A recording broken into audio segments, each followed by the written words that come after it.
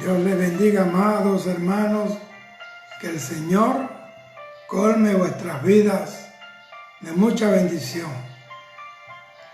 Vamos a entrar en un tiempo del estudio de la palabra, que sé que será de grande provecho y bendición para nuestras vidas, porque Dios quiere formarnos, quiere que nada ni nadie nos engañe. Por eso yo quiero leer Salmo 138, versículo 8, Salmo 138, 8, que dice: Jehová cumplirá su propósito en mí, tu misericordia, oh Jehová, es para siempre, no desampares la obra de tus manos. Pero la porción que vamos a tomar de este texto es: Jehová cumplirá su propósito en mí. Y el tema de hoy lo he intitulado: Cumple el propósito de Dios en tu vida. Propósito. ¿Qué es propósito? Se trata del objetivo por el cual se pretende alcanzar algo. El propósito es lo que te motiva a ti para vivir la vida, para caminar, para existir. Sin propósito no se puede vivir. Este propósito que estoy hablando es el propósito de Dios en la vida de cada creyente. Es la meta que todo creyente debe alcanzar en Cristo Jesús. Óigame, necesitamos encontrar la razón por la cual estamos acá. Necesitamos encontrar la razón por la cual un día nos llamó y nos formó como soldados del ejército de Jesucristo. Y antes de la caída del hombre en pecado, de la desobediencia, el hombre tenía acceso a los secretos de Dios cuando estaba ya en la voluntad, en la armonía perfecta con el Dios del universo. Y sabe una cosa, aquel querubín que se convirtió hoy en Satanás, él también tenía acceso. Él dice en la Biblia que él era querubín protector y él conocía. Por eso es que le dice la palabra, que hablando de Satanás, que no había secreto que se le escondiera. Estoy hablando de lo que sucedió en el jardín del Edén y eso. Ahora, dice que él era un querubín protector, que era lo que en realidad se cuidaba. Por ejemplo, aquellos querubines que cuidaron el camino que daba acceso al árbol de la vida. Esos querubines estaban cuidando aquel camino de la vida. Cristo es el camino y es la vida. En otras palabras, se estaba tratando del verbo. Y si algo Dios quiere cuidar es la palabra. Y si algo nosotros debemos guardar, esa es la palabra del Señor. Hay gente que no han visto esto con seriedad, pero la palabra de Dios necesitamos cuidarla con celo, defenderla con nuestra vida, porque en la palabra está contemplada todo lo que nosotros somos y lo que vamos a hacer. Entonces, en orden de prioridades, lo primero que tendremos que pedir al Señor es que nos restituya o que nos restablezca ese acceso a la palabra, el mismo que teníamos antes de la caída. Cada vez que Dios hablaba con Adán, le daba palabra y esa palabra lo habilitaba para gobernar todo lo que el Señor le entregó a Adán. Colocó nombres a los animales, a las plantas, a los peces. Bueno, era un hombre que recibía de Dios y él transmitía. Él administraba lo que recibía de Dios. Y eso es a través de la palabra. Dios se comunica con el hombre, es a través de la palabra. Entonces, para Dios, la palabra es de suma importancia, cosa que para muchos creyentes no lo es, o ya no representa tanta importancia la palabra de Dios. Por ello, hay bastante pueblo de Dios por esta razón de no valorar, de no tener en claro el valor de la palabra.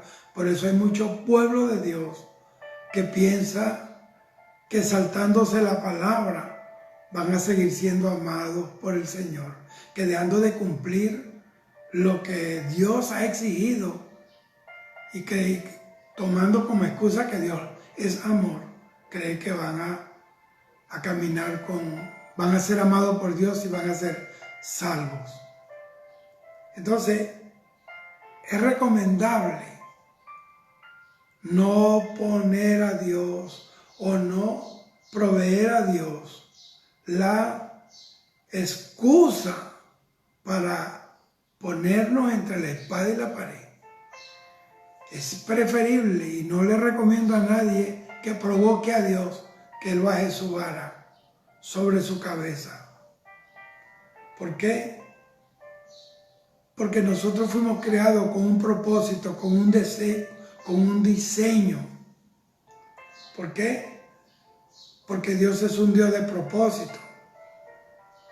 Por eso yo quiero que usted atienda lo que yo voy a hablar en esta hora. Todo fue ordenado por el Señor de una manera previa. La Biblia habla en Primera de Pedro, vamos a buscarla, dice aquí, Primera de Pedro 1:2 dice, elegido según la presciencia de Dios Padre, elegido según la presciencia de Dios Padre, en santificación del Espíritu, para obedecer y ser rociado con la sangre de Jesucristo, gracia y paz os sean multiplicadas. Esta es la única parte de la Biblia donde aparece el término presciencia. ¿Qué es presciencia? Es conocimiento previo. Y eso viene de la palabra griega perognosis. Y eso habla de que Dios todo lo pensó y después lo creó. Dios es muy sabio y muy inteligente. Entonces Dios preordenó las cosas. ¿Por qué? Porque Dios a cada cosa le dio una función, una finalidad. Y cuando hablamos de preordenamiento, por medio de la presciencia, o sea que a través de su conocimiento previo ordenó todas las cosas antes. Por eso la Biblia dice que Dios preparó las mejores cosas de antemano para que nosotros anduviésemos por ellas. Eso es la presciencia de Dios, el preordenamiento del Señor. ¿Por qué? Porque creemos firmemente que nacimos con un propósito, como lo dice la Biblia en Romanos 8:28. Y sabemos que a los que aman a Dios, todas las cosas les ayudan a bien. Y esto es a los que conforme a sus propósitos son llamados.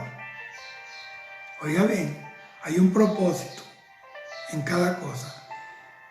Y que además Dios va a trabajar para que ese propósito se realice. Por eso el salmista, Salmo 139, ahí en el versículo 8 dice, Jehová cumplirá su propósito en mí. El propósito de Él en mí. Porque todo lo que Dios quiere, se hace. Entonces, para hablar de propósito, es necesario preguntarse qué es lo primero en nuestra vida, qué es lo que ocupa nuestra primacía cuál es la prioridad de nuestras vidas. Sepa que la Biblia dice en 1 Samuel 2:30 que Él honra a los que le honran. Es decir, que cuando alguien tiene al Señor en la primacía, que es primero en su vida, Dios también a Él lo va a poner primero. Primero. Porque la Biblia lo dice en Deuteronomio 28, que Él nos puso por cabeza, no por cola. Asimismo, el que no tiene al Señor primero en su vida, pues nunca será primero en nada. Siempre estará en la cola. Hay gente que primero es todo menos Dios. Dios es de último. Lo último que piensan es en Dios. Por eso es que muchos están a la cola, muchos están enfermos, muchos están en situaciones deplorables. ¿Por qué? Porque esa es la respuesta a su manera de irrespetar a Dios, de no darle a Dios el respeto que Él se merece, el lugar que Él se merece. Bendito sea el Señor para siempre. Así que nosotros necesitamos urgentemente poner al Señor número uno en nuestras vidas, por encima de todo, de los hijos, familia, madre, padre, ministerio, iglesia, todo, primero Dios. Abraham puso a Dios primero en su vida y Dios también lo puso a él primero. Es más, él fue el primero, él fue el que engendró, él fue el padre de la nación de Israel, esa poderosa, pequeña nación, pero poderosa en todos los sentidos, en conocimiento, en poderío militar, en ciencia, en todo, en promesa, en bendición. Entonces, poner a Dios primero, así como lo hizo Abraham, es cuestión de entender el respeto que Dios se merece, y no se trata de sentimiento, se trata de propósito. Cuando usted sabe cuál es su propósito, pone a Dios primero que cualquier cosa. Entonces hay gente que van a estar en los cartelones de Dios, en la agenda de Dios, que van a estar ahí en primer lugar. Cuando la persona camina en el propósito de Dios, cumpliendo el propósito de Dios, todo se ordena, todo se estabiliza en la vida. Pero cuando la persona deja de caminar en el propósito de Dios, entonces comienzan a desordenarse las cosas, comienza un desequilibrio, una desestabilización de todas las cosas, comienzan a llegar los problemas. Por esa razón, el mayor interesado en que la iglesia alcance el propósito es Dios mismo.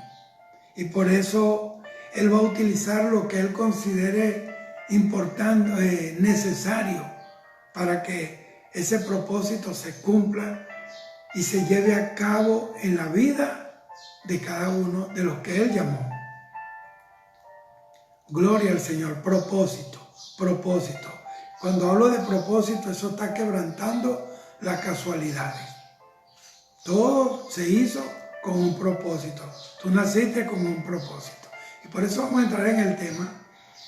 En el libro de Esdras, el reformador de Israel, del Antiguo Testamento, encontramos una historia de una componenda, de una alianza de unos personajes malvados que se propusieron en su corazón evitar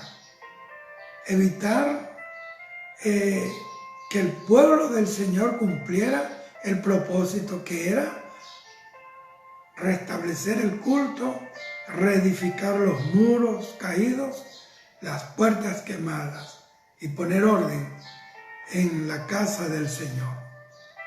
Entonces, estos personajes se unieron, se asociaron para conspirar, para estorbar el propósito del pueblo del Señor de Israel, cuando ellos estaban llevando a cabo precisamente, y valga la redundancia, el propósito de la reedificación de Jerusalén. Entonces, hubo esos tres personajes que quisieron detener la obra. se mandaban cartas, iban con su palabra, trataron de infundirle miedo, de hacerle aceptar la duda. Cuando usted está haciendo algo para Dios, no dude. Si fue Dios que te mandó, si te mandó a pasar, a correr por encima del mar, corra. Si fue Dios, no dude, porque Pedro dudó y se cayó. Y no fue que Jesús lo llamó, él mismo quiso ir donde Jesús. Porque una cosa es ser llamado y otra cosa es el que se invita solo. El que es llamado camina. El que se invita solo se le acaba la gasolina en algún momento. O el que pusieron los hombres, en algún momento se le acaba la batería. Entonces, ellos quisieron detener la obra. Satanás quiere detener la obra con esta pandemia, con esta ordenanza, con estos decretos, con estas leyes restrictivas. Estas leyes que están poniendo condiciones a la iglesia, que es una figura y sombra de lo que, eso que ellos vivieron allá en Jerusalén es lo que hoy está sucediendo en la iglesia.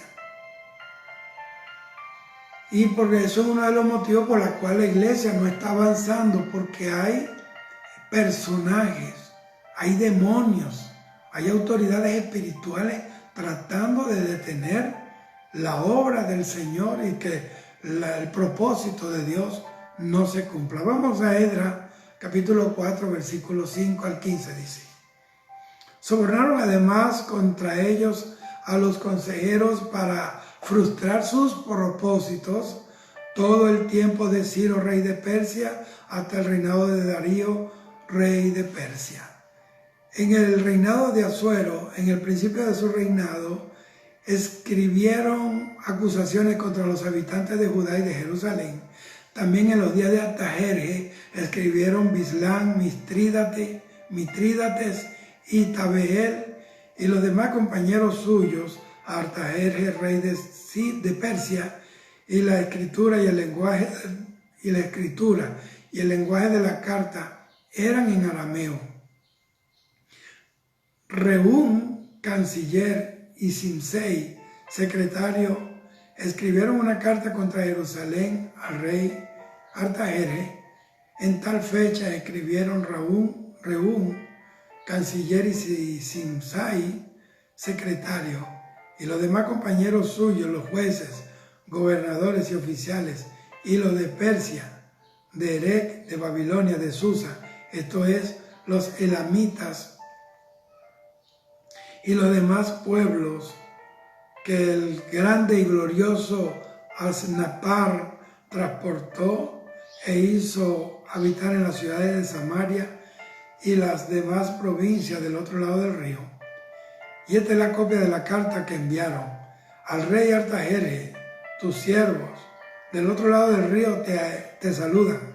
Sea notorio al rey que los judíos que subieron de ti a nosotros vinieron a Jerusalén y edifican la ciudad rebelde, óigame, y mala, y levantan los muros y reparan los fundamentos. Ahora sea notorio al rey que si aquella ciudad fuere edificada y los muros fueren levantados, no pagarán tributo, impuestos y rentas, y el erario de los reyes será menoscabado, siendo que nos mantienen del palacio.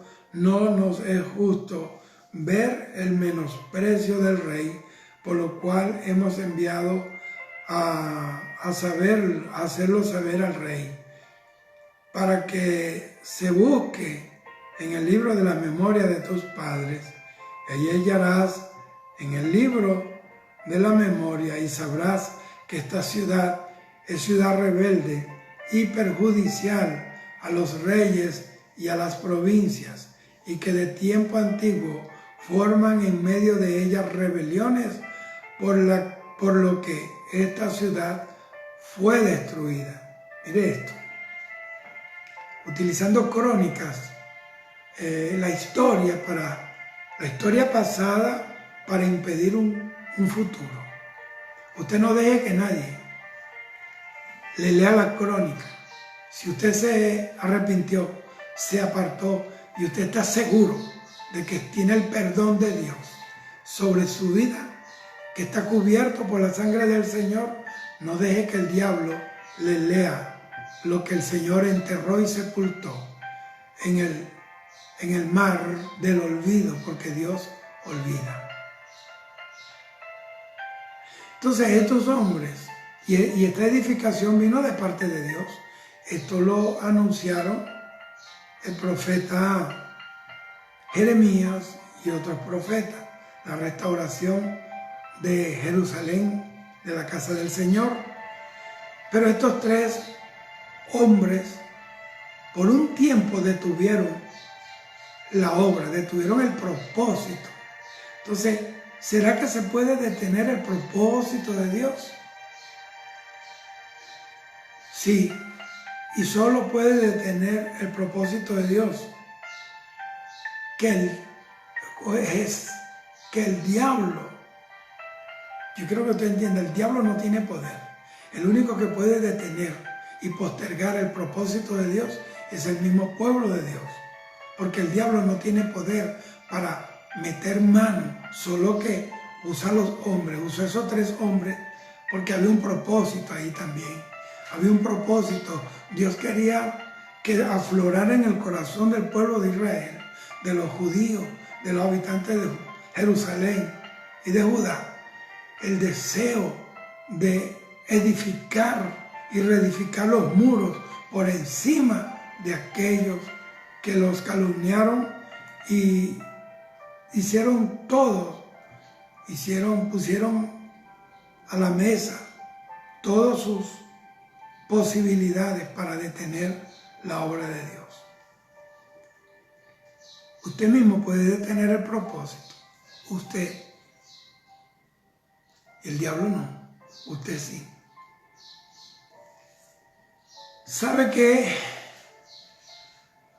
el diablo, como es el enemigo de la justicia,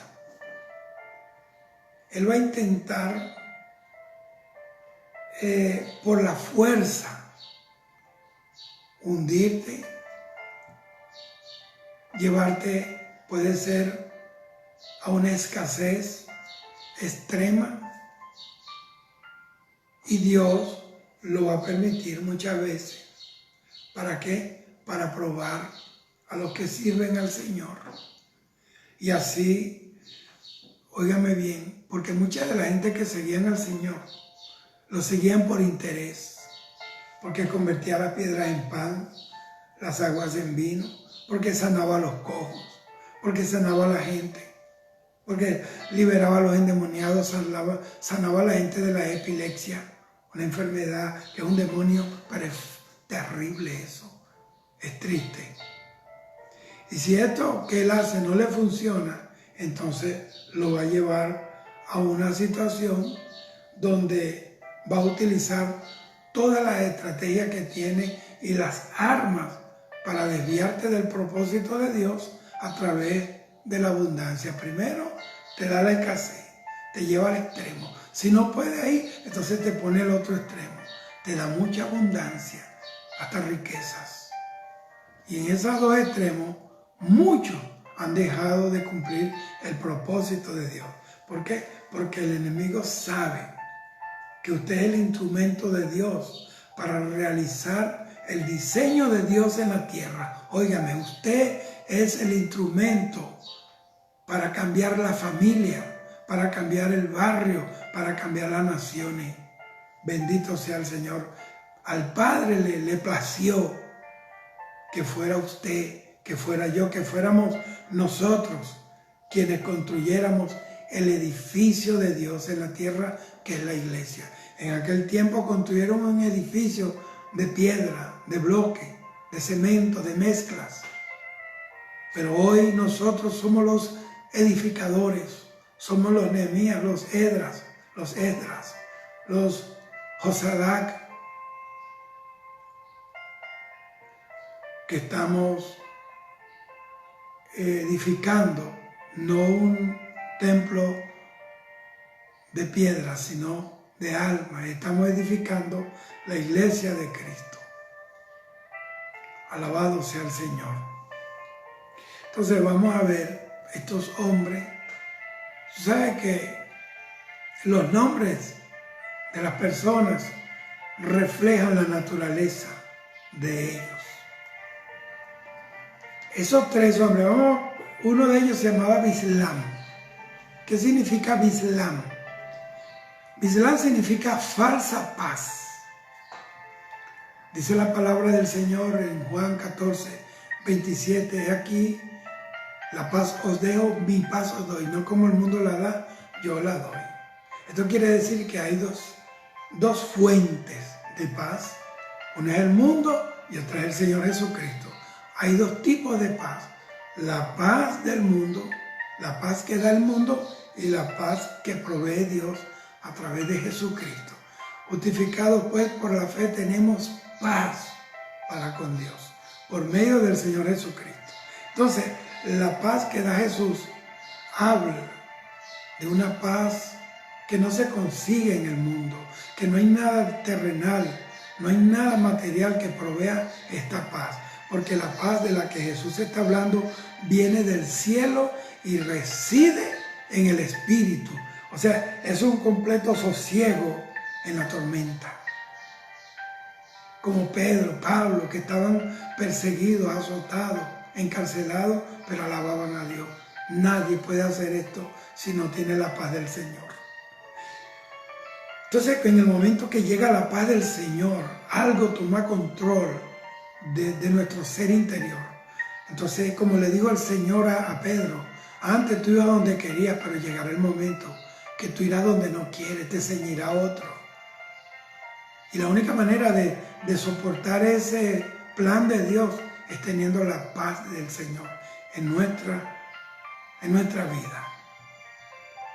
Entonces, y la paz en la que el mundo cree es una paz externa, momentánea, efímera, falsa.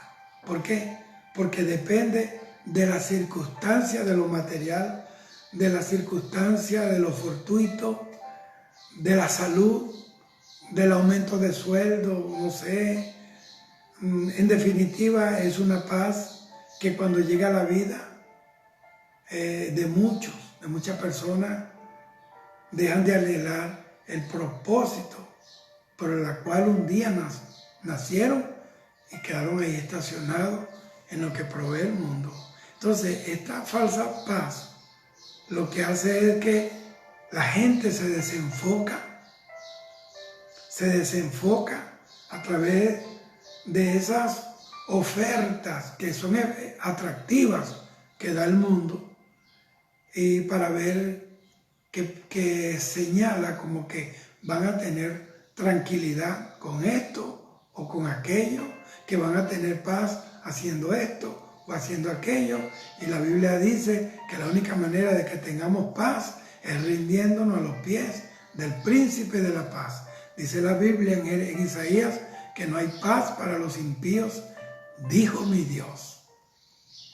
Entonces el mundo entero está detrás de una paz. Las naciones detrás de la paz, las potencias mundiales detrás de una paz, de diferentes maneras. Unos emigran a otros países buscando alivio, buscando otro estilo de vida, huyendo, qué sé yo, de las presiones de Estado, de una dictadura, de la delincuencia, de la escasez, no sé, de la pobreza. Otros se refugian en el trabajo y se sumergen ahí, intentando estabilizar su vida a través de sueldos, de trabajo, que no es malo, pero eso no da la paz. Esto te puede proveer que tú puedas suplir necesidades inmediatas de la vida, pero no te va a dar la paz. Porque nadie tiene paz comiendo, la gente tiene apetito, come, se sacia y se olvida del plato, se olvida de lo que comió, porque ya no quiere más. Pero la paz de Dios no se sirve en plato, se sirve en el corazón por medio de la persona maravillosa del Espíritu Santo de Dios. Juan 16, 33. El Señor lo dejó bien claro ahí. Dice, estas cosas os he hablado para que en mí tengan paz. Óigame, es en Él. En el mundo tendréis aflicción. Él no nos está mintiendo. Usted está en aflicción porque usted está dentro del programa del Señor Jesús. No estamos peleando solos. Hay un mundo, hay un sistema, hay un diablo, hay demonios, ángeles caídos, personas que aborrecen el Evangelio. Y por tú ser cristiano hoy, tú estás en la lista de los más odiados y en el infierno en la lista de los más buscados. ¿Por qué? Porque Dios no te está mintiendo. Tendremos aflicciones, claro que sí, pero confianza, eso lo da la paz. Yo he vencido al mundo. No es que lo va a vencer, Él lo venció. Este mundo está vencido. Cristo, y hay una sola cosa que vence al mundo, dice la Biblia, nuestra fe. Aleluya. Entonces, para que haya una verdadera paz de Dios en la vida de nosotros, tiene que haber primero una guerra. Muchas veces se tiene que hacer una guerra para que se establezca una paz. Israel hacía guerra, derrotaba a los enemigos y el territorio de Israel quedaba en paz por un tiempo. Entonces, para que pueda haber verdadera paz, tenemos que hacer una guerra primero. El enemigo va a implementar toda su experiencia como ese hombre fuerte armado. Y él va a usar todo lo que tenga a su alcance, todas sus estrategias. ¿Para qué? Para dividir los hogares, para que hayan pensamientos en los integrantes, diferentes pensamientos, una diversificación de pensamientos en cada familia y nadie se pueda poner de acuerdo. Eso lo logra el diablo, trayendo así, logra con esto disensión, división, alejamiento, aislamiento. ¿Para qué? Cuando él hace eso, se detiene el propósito de Dios. Y entonces cuando alguien tiene perspectiva distinta en la vida a la que Dios le señaló, entonces no se puede cumplir el propósito. Vea, Marcos 3:25 dice, y si una casa está dividida contra sí misma, tal casa no puede permanecer.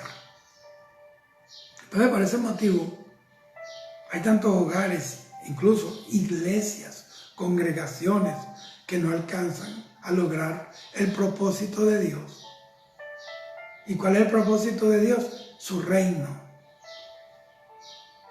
Porque si no hay un acuerdo, entonces el reino de Dios no se puede establecer. Bendito sea el Señor. No, nunca se podrá establecer.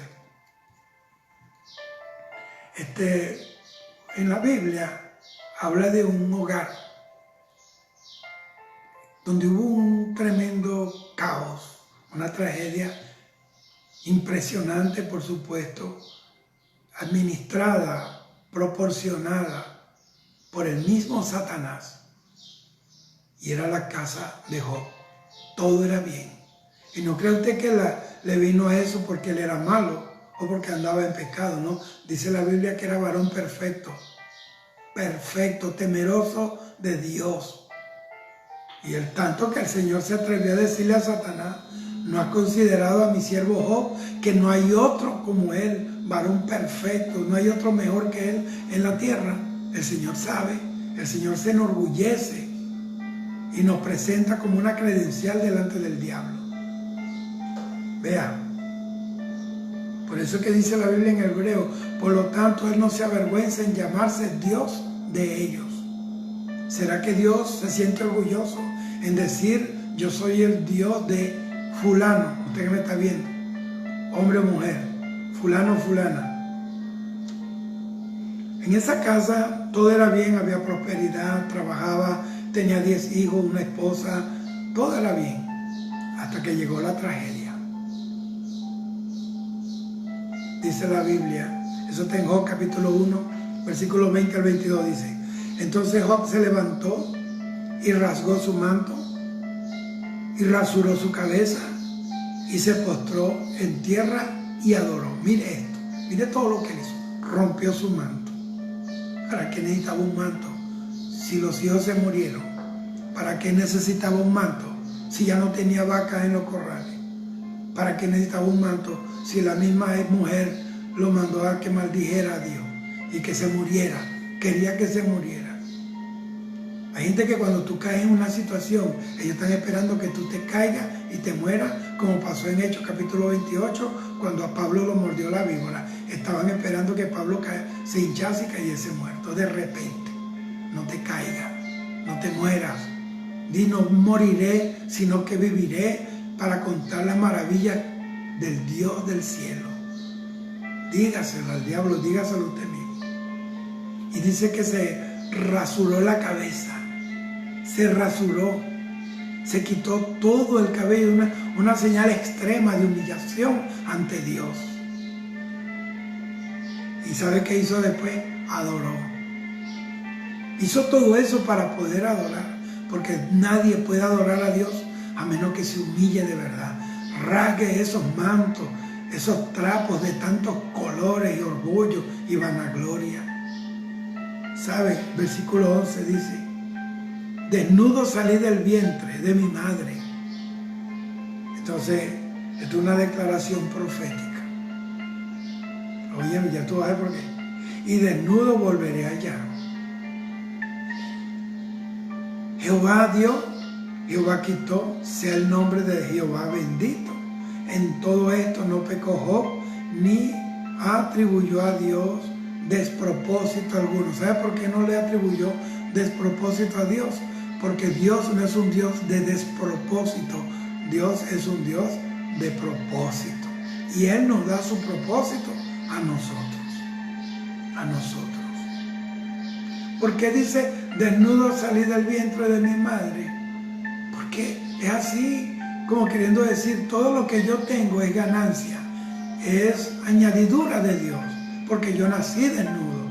Usted tiene hoy muchas cosas y eso habla de que Dios te vistió con lo que tú tienes hoy, porque tú naciste desnudo y solo. Aunque haya nacido siamés, haya nacido gemelo, no sé. Usted, aunque sean gemelos, son mentes distintas, son dos almas diferentes, dos propósitos distintos. No es igual que Job oyera a Dios a que lo viera. Mira lo que dice, mire esto. En Job 42, versículos 5 dice: de oídas te había oído, mas ahora mis ojos te ven. A Job le pasó de todo. Job le pasó de todo. Cualquiera hubiera estado ubicado en el marco histórico de nosotros hoy, anda en pecado, anda en alguna cosa. Que hay gente que le gusta atribuirle pecado a los tiempos de prueba. Por supuesto que hay gente que también tuercen los tiempos de disciplina de Dios, de juicio. Dicen que están en una prueba. Ahora ve, escuche. Él le pasó de todo, pero él tenía revelación acerca de Dios. Dice que él dijo que Dios era su pastor en un pasaje de su libro. Y hoy podríamos decir que él pudo haber dicho: Jehová es mi pastor y nada me faltará.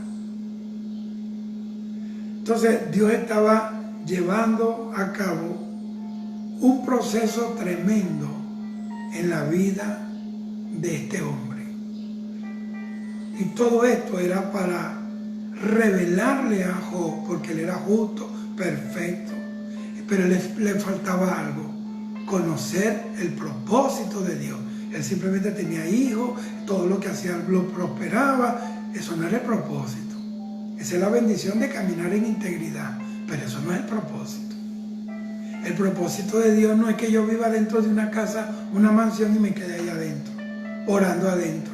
No, eso no es el propósito. Entonces Job 42:5, él le reveló dice, de oídas te había oído, ahora mis ojos han visto a Dios. Una cosa distinta es oír a Dios que ver a Dios. Dice la Biblia, bienaventurados los de limpio corazón, porque ellos verán a Dios. Para que usted pueda ver a Dios, tiene que tener un corazón limpio. Para que usted pueda oír a Dios, bueno, la Biblia dice que el que es de Dios, la palabra de Dios oye. Pero muchas veces Dios permite que se oiga la palabra de Dios para que esa palabra pueda crear esa fe necesaria, porque la fe viene por el oír, para que alguien pueda creer. Entonces, hay gente que han oído de Dios, pero no han visto a Dios. No lo han visto. Entonces, la única manera de que el Señor pudiera llevar el consuelo a un hombre que está en una prueba tan terrible como Job, en esa circunstancia en la que este patriarca había llegado, en esa circunstancia, es que el Señor le revelara el propósito por lo cual él había nacido. Bendito sea el Señor.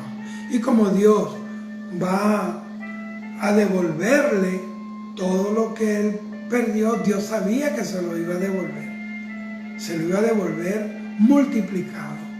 Bendito. Entonces, Job, uno de los hombres, lea la Biblia, más golpeado. Pero él no halló despropósito, él no murmuró, él no blasfemó, él no se echó en ceniza para restregarle a Dios que lo había abandonado, sino él se echó en ceniza en su espíritu, a lo mejor sin saberlo, para decirle al diablo, me quitaste todo, pero no me quitaste la fe, no me quitaste el amor por mi Dios, y es más, me voy a echar en ceniza. Si me faltaba eso, me voy a echar en ceniza, y desde aquí voy a ver a mi Dios. Yo sé que mi Redentor vive, y aún se levantará, y me levantará también de esta ceniza. Tú tienes que, de ahí de la ceniza, Dios te va a levantar, en el nombre de su amor y de su misericordia. Bendito sea el Señor. Bendito sea el Señor. Entonces, Job 42, versículo 12 dice así: y bendijo Jehová el postrer estado de Job más que el primero. ¿Por qué lo bendijo? Porque él le dio la gloria a Dios. Porque la gloria de Dios en su vida no estribaba en los bienes que tenía, porque la Biblia dice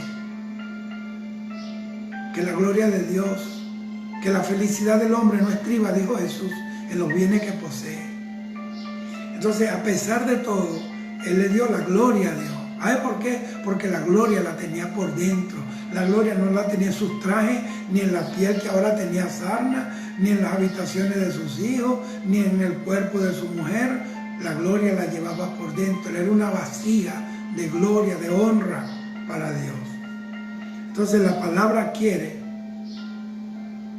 que usted aprenda de Job. Hoy el mundo entero, hay mucha gente como Job que están en una condición tremenda.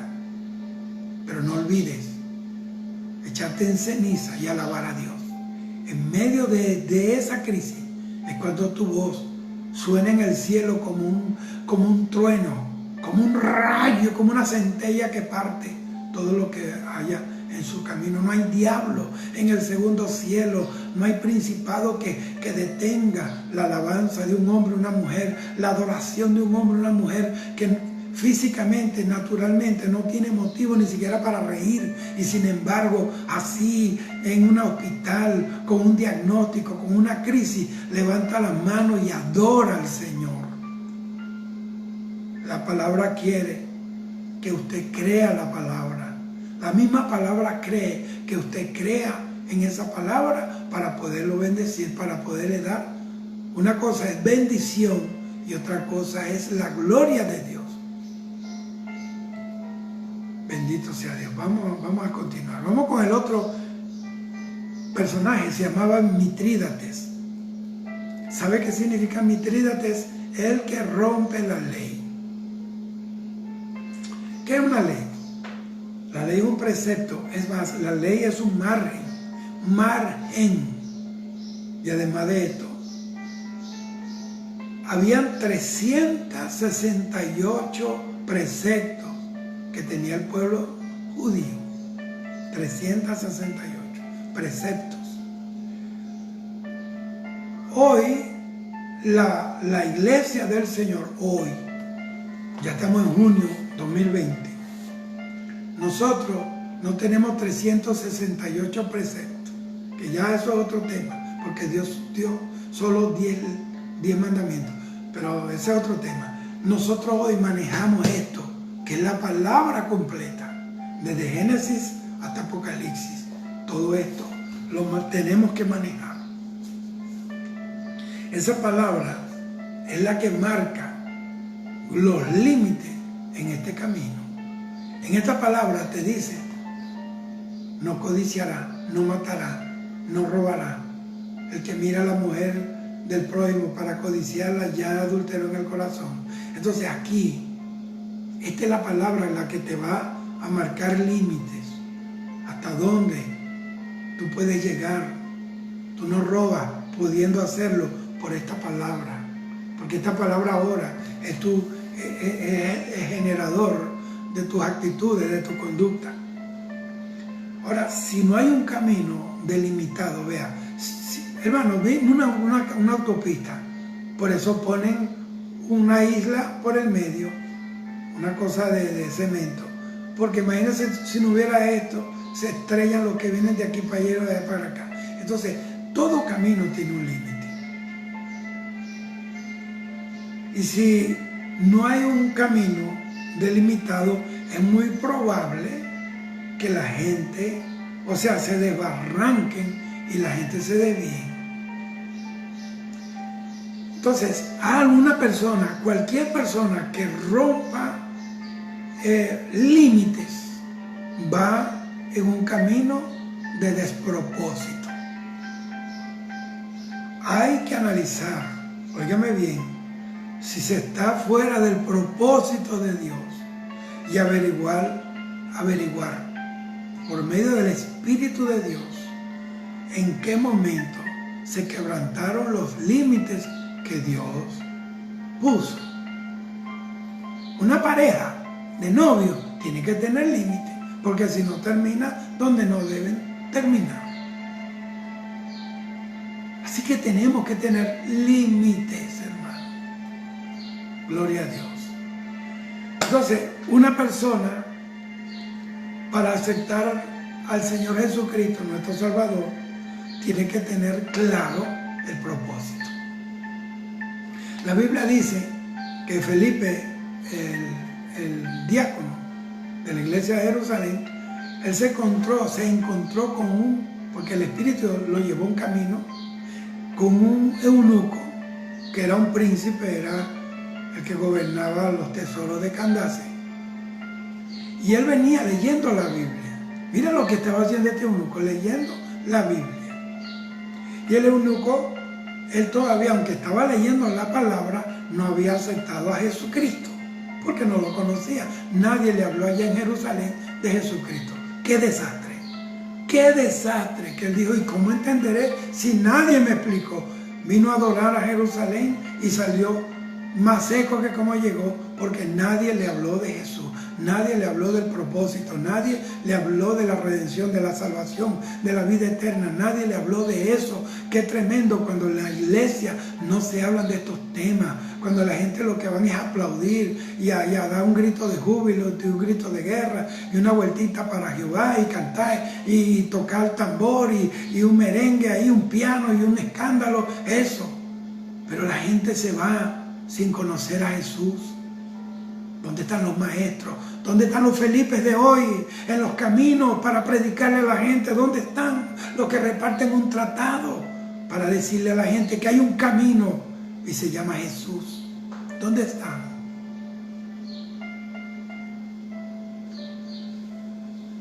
Aleluya. Entonces, como él no había aceptado a Jesús, porque no le habían hablado de él, él iba a regresar allá donde Candace, a su puesto, pero en su misma vieja manera de vivir.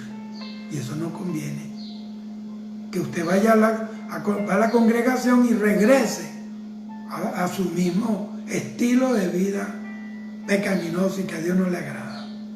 Sentarse a ver novelas y porquería. Y para eso, antes, porque para él poder aceptar a Cristo, él tenía que entender primero que tenía que convertir, antes de convertirse, él tenía que oír de Cristo.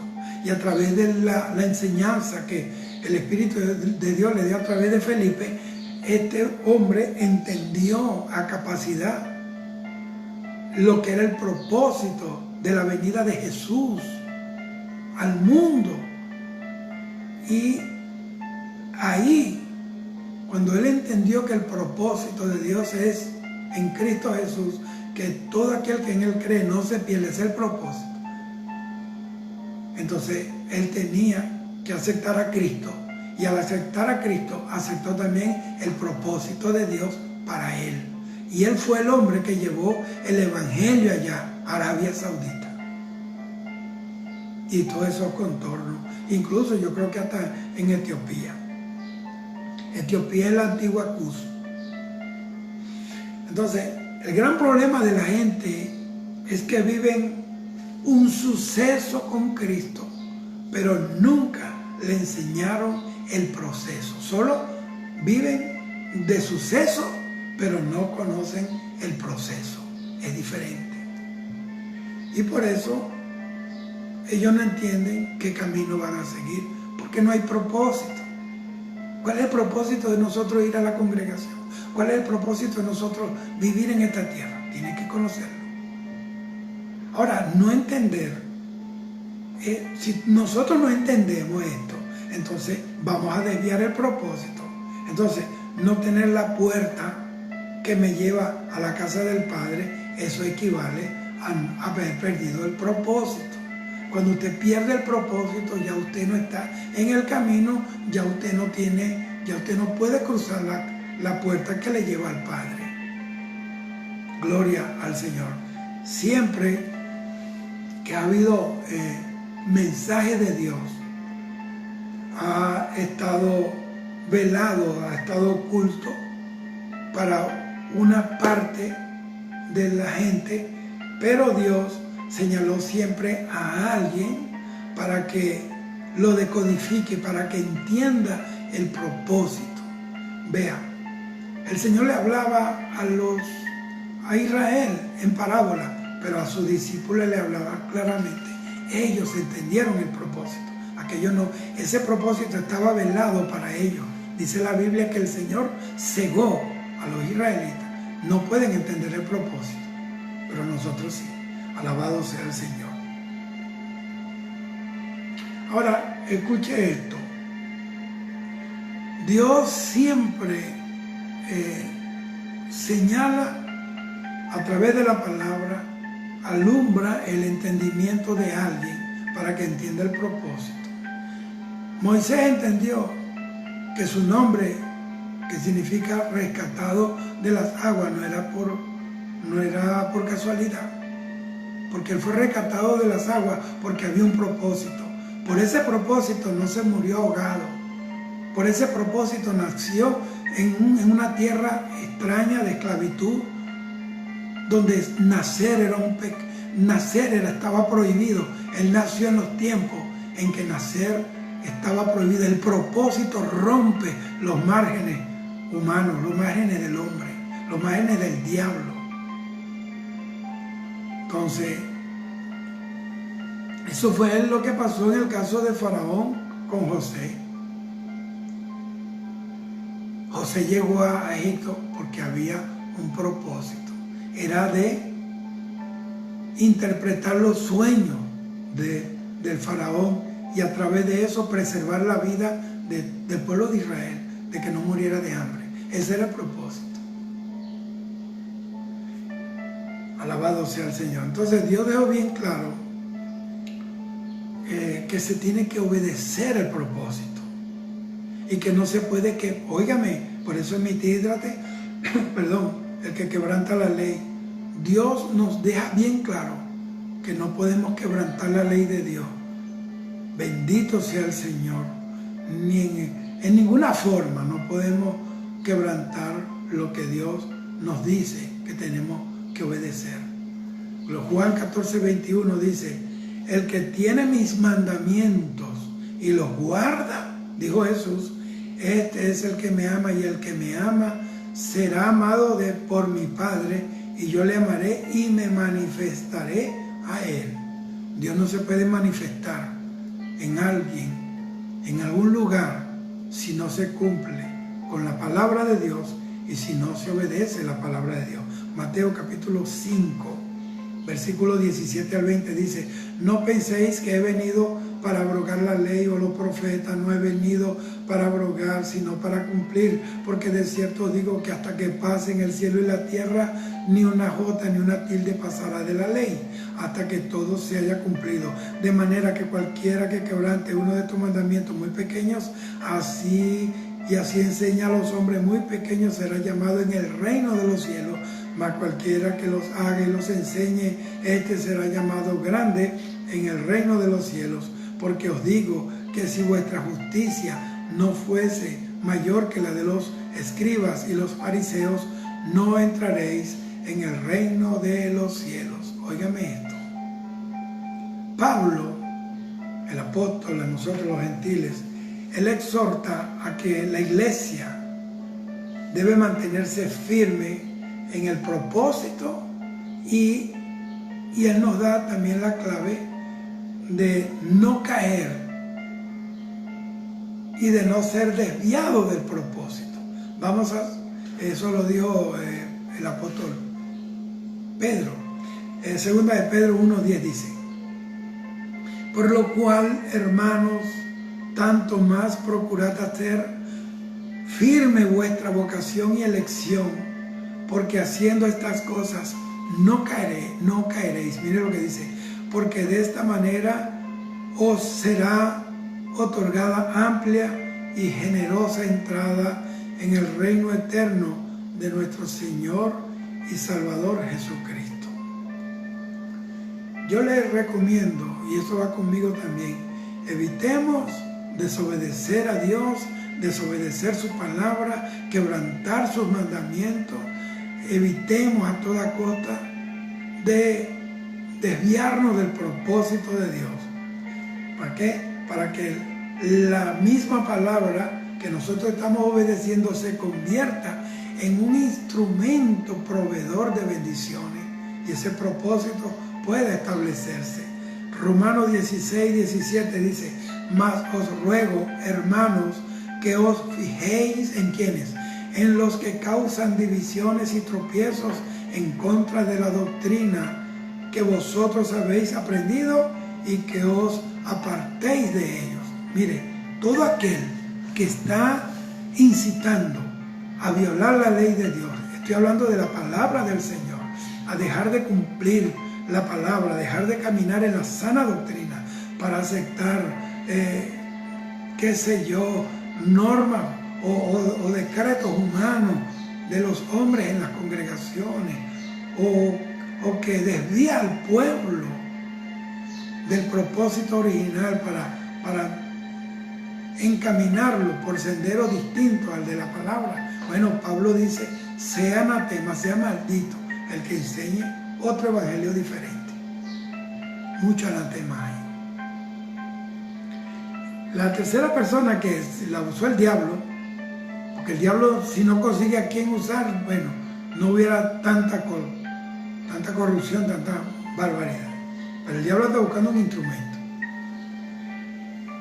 Un flautista, pero sin flauta no funciona. El diablo es diablo, pero necesita a alguien con quien él puede hacer, a través de quien él puede hacer sus diabluras o sus diabladas, como usted lo quiera llamar. Ahora, Tabeel significa bueno para nada, o sea, inservible.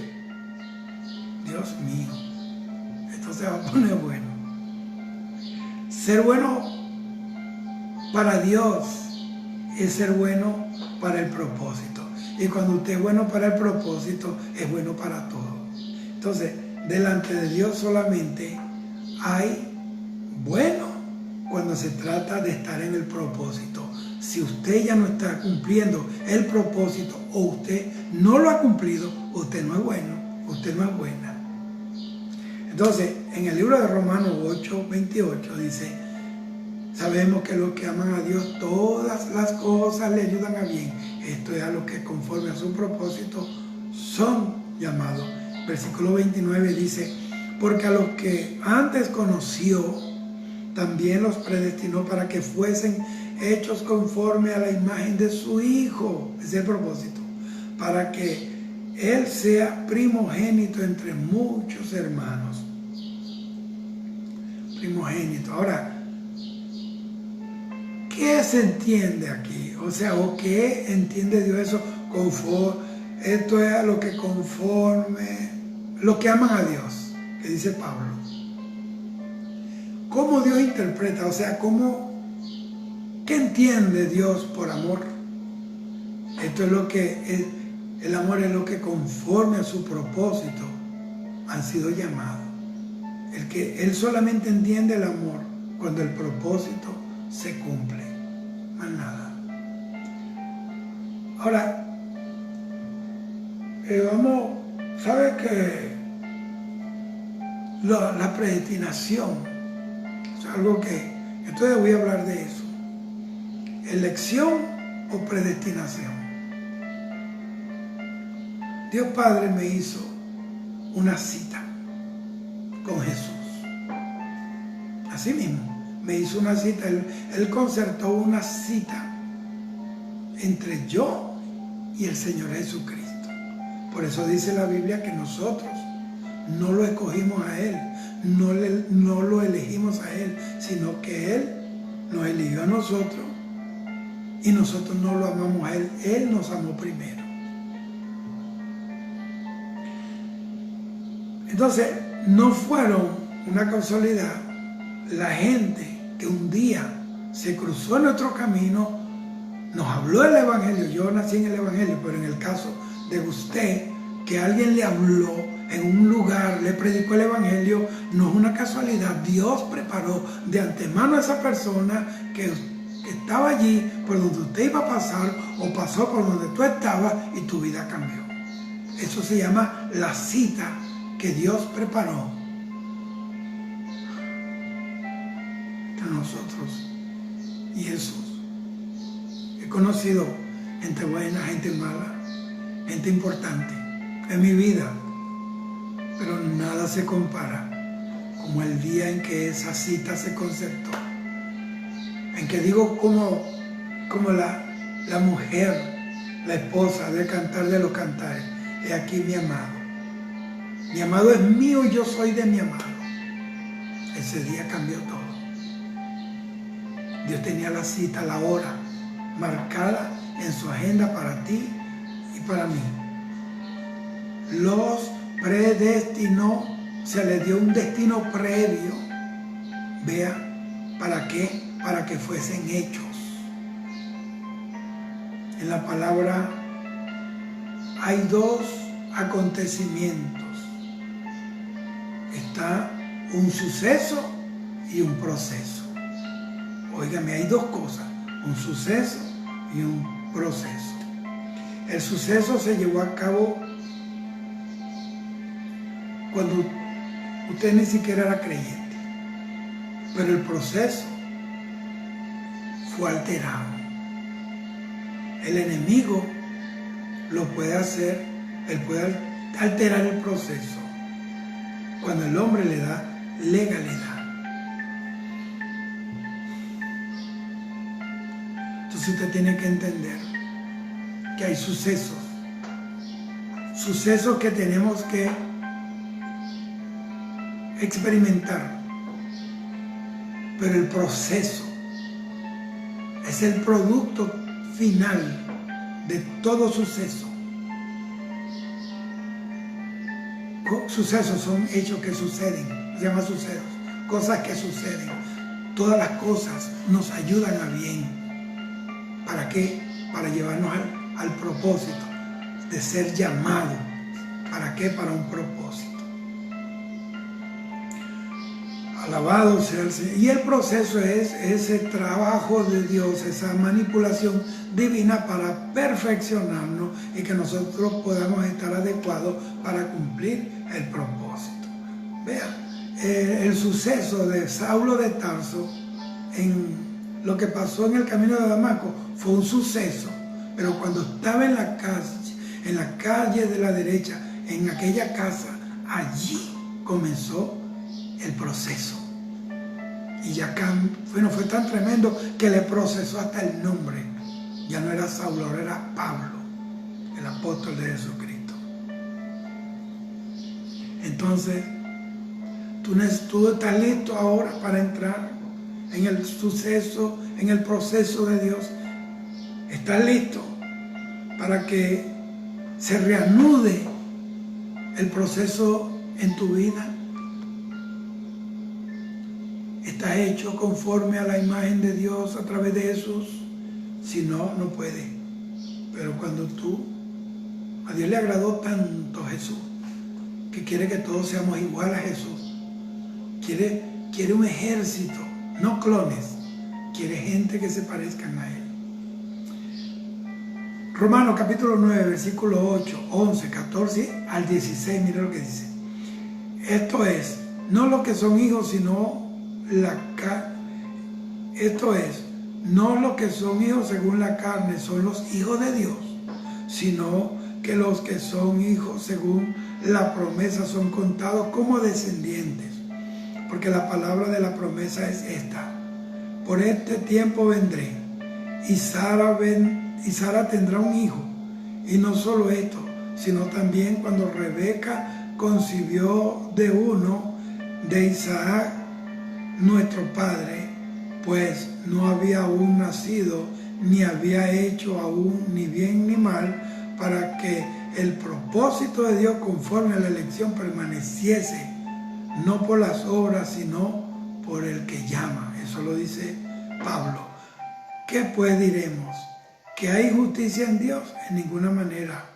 Pues a Moisés dice: tendré misericordia del que yo tenga misericordia y me compadeceré del que yo me compadezca. Así que no depende del que quiere ni del que corre, sino de Dios que tiene misericordia. Esto nos dice a nosotros, ¿por qué estamos aquí?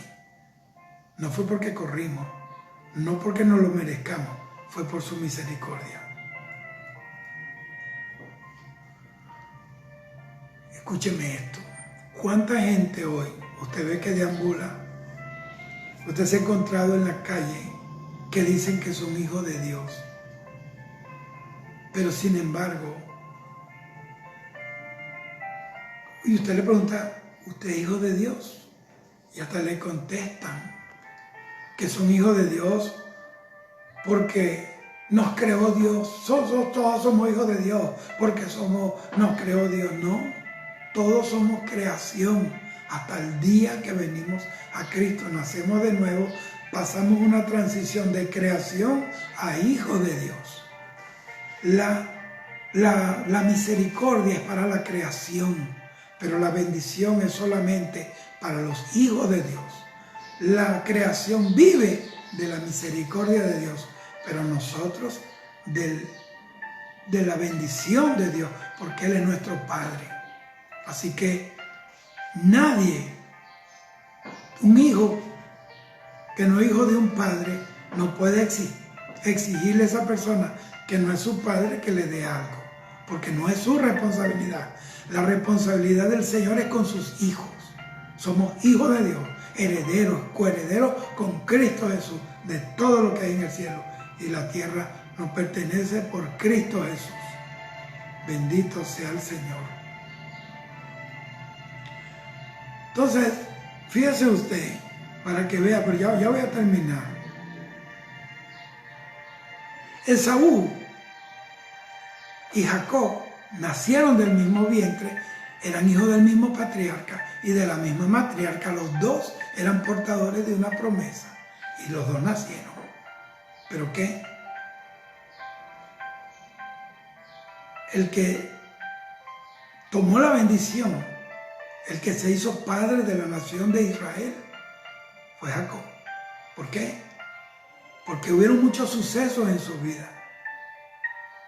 Pero cuando se encontró con el ángel de Jehová, cuando vio aquella escalera y ángeles que subían y bajaban, y una voz que le dijo: yo soy el Dios de tu padre, Dios de Abraham y de Isaac. La tierra en donde estás te la daré a ti y a tu descendiente para siempre.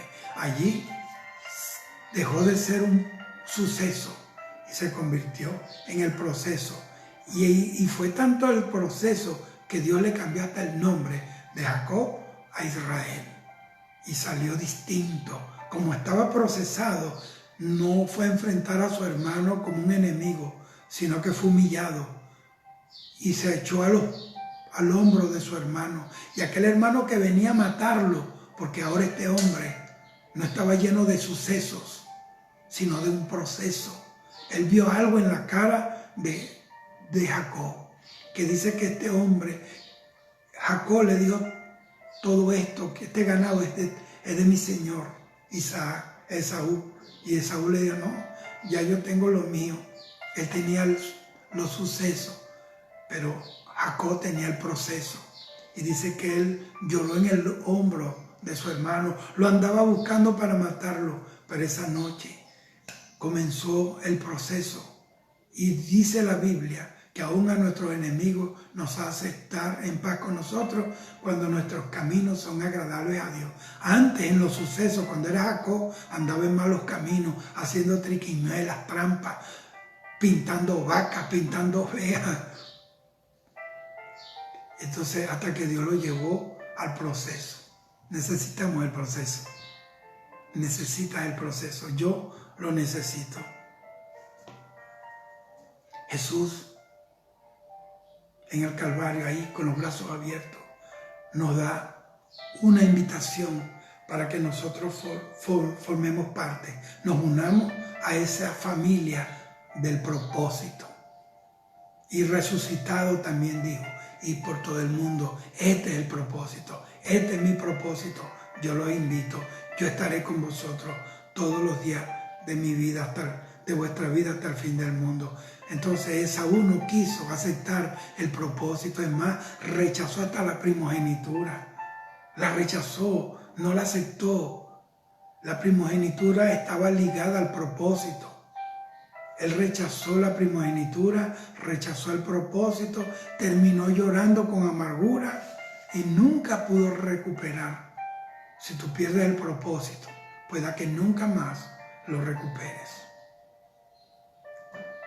Entonces la posibilidad de caminar en el propósito la vamos a tener todos. Aquí nadie tiene más privilegios, todos estamos llamados a caminar en el propósito. La diferencia radica entre el que camina y el que no quiere caminar en el propósito. Amén. Entonces, el Señor le dice a Abraham, bueno, que cuando subiera al monte, y cuando llegó al monte Moriah, él tenía a un hijo, su único hijo, o sea, el hijo de la promesa. Y él sabía que en ese hijo, Isaac, estaba el propósito. Ismael también era un hijo biológico de Abraham. Pero escuche esto. Tan solo Abraham mira a Ismael como un hijo biológico, pero Abraham mira por obra de Dios a Isaac como el hijo de la promesa. Es diferente ser un hijo biológico o ser un hijo de la promesa. Ahora, aunque Ismael era mayor y alegró la vida de ese viejo, estaría bien contento, yo no sé. Y mientras él estaba contento, Sara estaba bien brava. Entonces, hay cosas que alegran a uno, pero entristecen a otro. ¿Y sabe una cosa? Hay mucha gente que por tu alegría ellos van a vivir amargados. Y con tu amargura y tu dolor ellos van a vivir felices. Así que, oye lo que yo te estoy hablando hoy.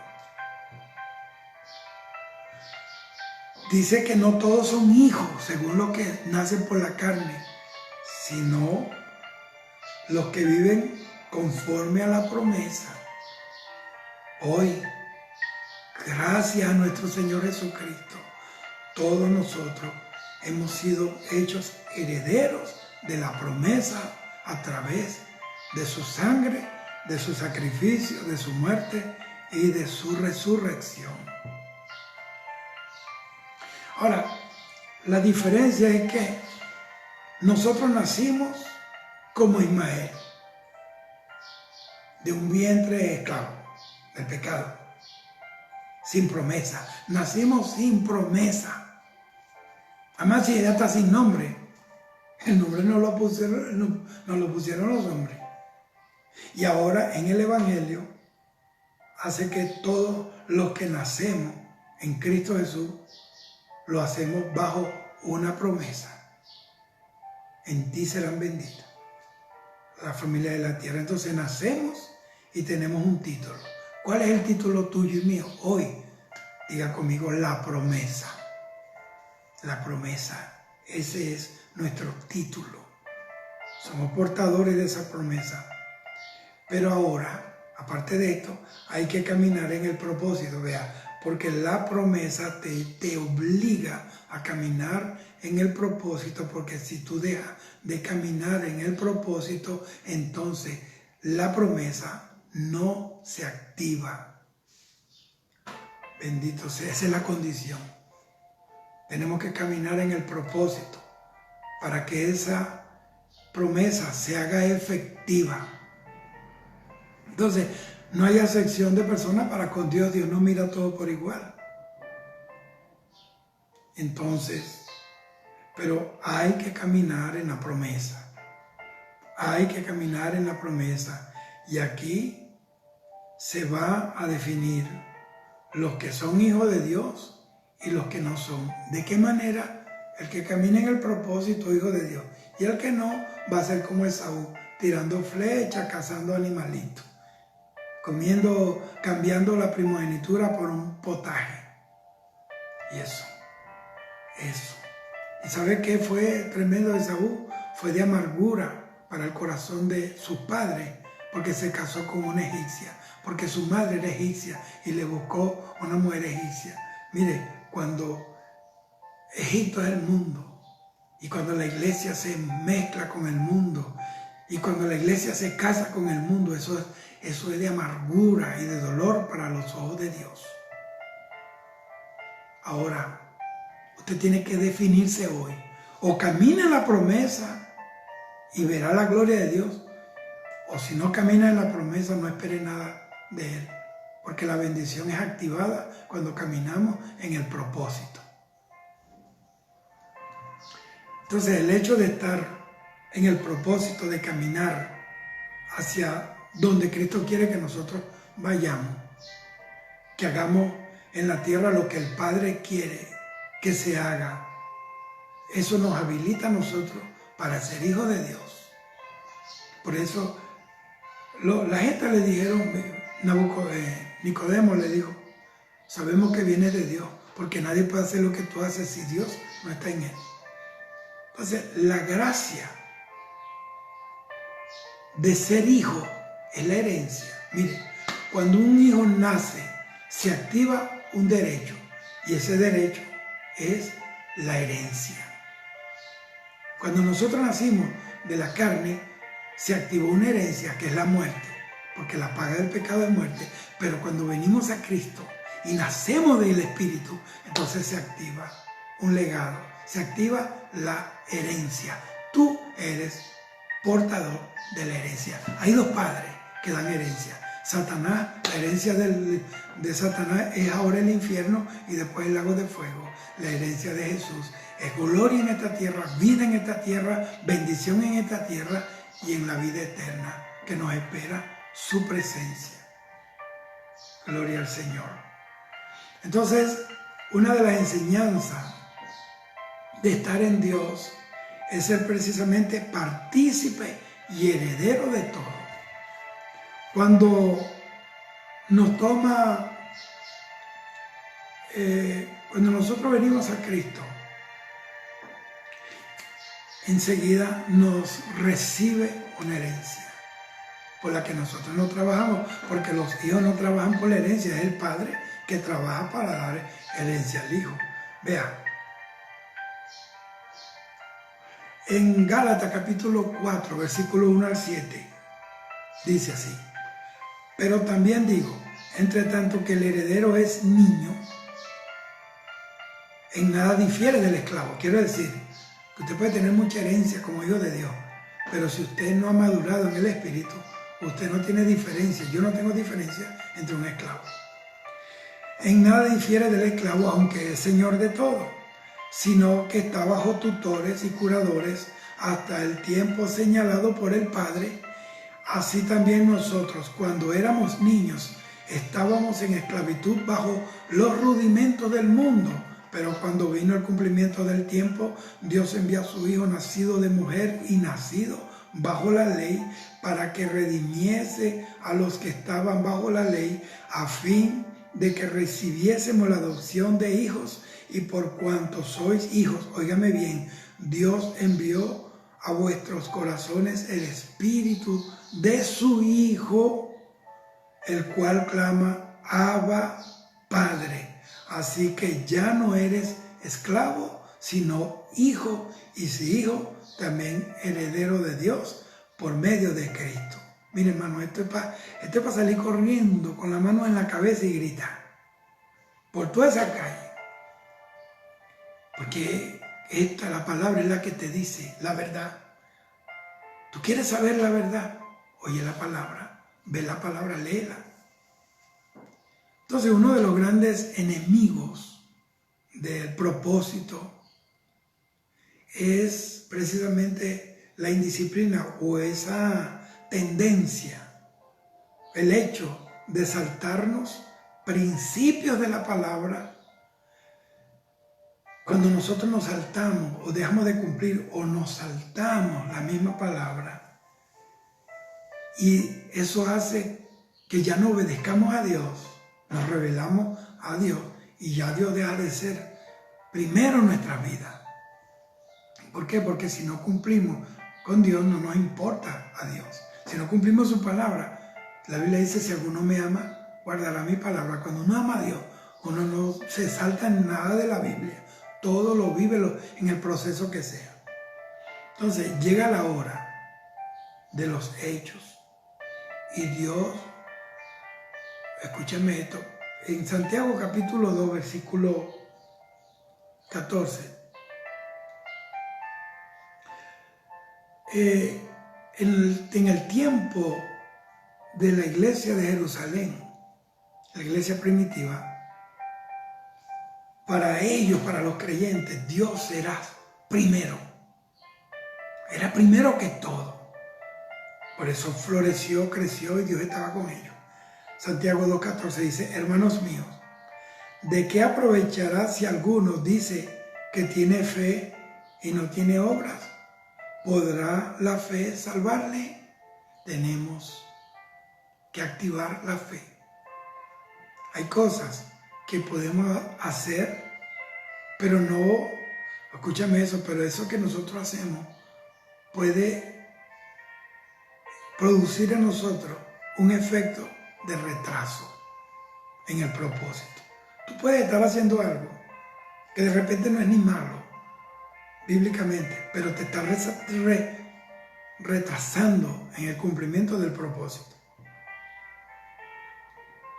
Por lo menos, si una persona comienza una obra en un lugar y después de que está haciendo allí va y monta otra en otro lugar y va y no cumple con nada, no se establece completamente, entonces dejo. Está haciendo algo que es bueno, pero en realidad lo está entreteniendo, levantando casas aquí, casas allá, y entonces hay muchas cosas que pueden detenerte del propósito. Y si te detiene el propósito, no vas a agradar a Dios. Bendito sea el Señor. Cuando nosotros no estamos en el propósito, estamos ahí cumpliendo el propósito, entonces estamos rebelados contra Dios. Estamos prácticamente dándole la espalda a Dios, estamos renunciando a la invitación. Y cuando nosotros no cumplimos el propósito y no caminamos más en el propósito, ¿sabe qué hace Dios?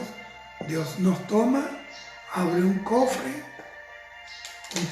y nos mete allá adentro, nos cierra, nos metió en el paquete de los impíos, de los enemigos de Dios, de los pecadores.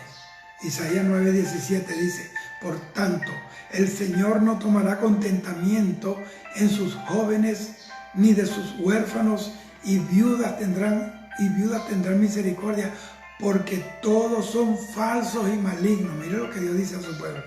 Y toda boca habla despropósitos, vea, despropósitos. Ni con todo esto ha cesado su furor, sino que todavía su mano está extendida. Cuando uno deja de caminar en el propósito, entonces cayó, fue pasado al lado de los enemigos de Dios. Dice que hablaban de propósito. Tenemos que tomar nuestra boca, domarla, capacitarla, entrenarla para hablar exclusivamente del propósito de Dios. Debemos recuperar las conversaciones, esas conversaciones que agradan a Dios, eso que revela a Dios, que revela planes que enaltecen el nombre de Dios. Hablar de propósito, que es comenzar a ponernos de acuerdo con Dios. Eso es propósito. Cuando yo hablo de propósito, digo: Señor, he aquí, vamos a hacer esto, yo estoy aquí. Entonces el propósito es irreversible, intransferible. Es como una perla preciosa, es como un tesoro escondido. Los que encuentran el propósito, se arriesgaron a perderlo todo. Ellos vendieron todo por comprar eso. Arriesgaron todo. El Señor le dijo a los discípulos: vendan todo y cómprense una espada. Aquí está. Todo. Bendito sea el Señor. Porque si tú lo tienes todo, pero no tienes la espada, no vas a llegar a ningún lado. Proverbios 22:6 dice: instruye al niño en tu camino, y aun cuando fuere viejo, no se apartará de él. O sea, enseñarle para qué fue que nacieron, por qué ellos están allí. Insertarles a ellos, a los hijos, el propósito. ¿Por qué? Porque cuando ya tú cierres los ojos, alguien va a continuar el propósito del Señor. Bendito sea el Señor. Enséñale de metas. Enséñale también que hay límites. Enséñale de propósito. Háblale de la vida. Abre la persiana por donde ven los hijos de Dios, los que heredan la gloria de Dios, los que tienen propósito. Segunda Tesalonicenses 1:11 dice: por lo cual asimismo oramos siempre por vosotros, para que nuestro Dios